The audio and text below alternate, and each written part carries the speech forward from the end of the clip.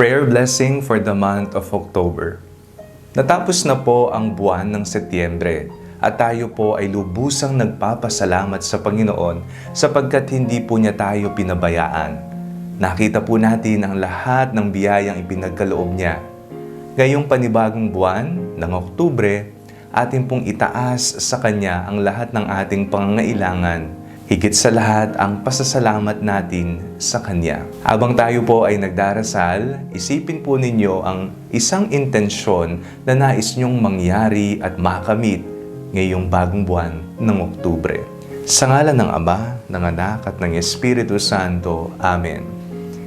Amang mapagmahal, maraming salamat po sapagkat hindi po ninyo kami pinabayaan sa nakalipas na buwan ng Setyembre. Malinaw po naming nakita ang paggalaw ng iyong mapagkalingang kamay sa aming buhay, sa aming pamilya, sa aming pag-aaral, sa aming trabaho.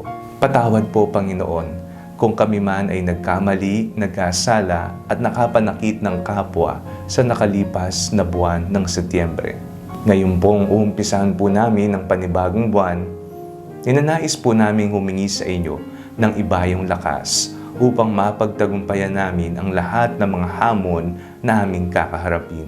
Ipinagdarasal po namin ang mga mahal namin sa buhay, ang aming mga magulang, ang aming pamilya, ang aming mga kaibigan.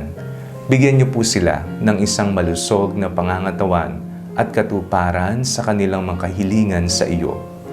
Ipinagdarasal po namin ang lahat ng mga magbo-board exam sa buwang ito. Naway ibigay niyo po sa kanila ang banal na espiritu upang sila ay magabayan, mabigyan ng sapat na kaalaman at kaayusan habang sila ay nag-e-exam. Ipinagdarasal po namin, Panginoon, na ang lahat ng mga may sakit ay magkaroon na ng kagalingan. Ito man ay sakit pisikal o katawan o sakit mental, espiritual o emosyonal. Hilumin niyo po sila. Hayaan niyo pong hipuin sila ng iyong mapaghimalang kamay. Ipinagdarasal po namin ang aming bayan. Nawa ang kapayapaan, kaayusan, ang malasakit sa mga nangangailangan at mahihirap ay maging prioridad ng aming mga lider. Ipinagdarasal po namin ang aming Santo Papa. Naway pagkalooban niyo po siya ng malusog na pangangatawan at ibayong lakas upang mapagsilbihan niya ang kawan na ibinigay niyo pong pamahalaan niya.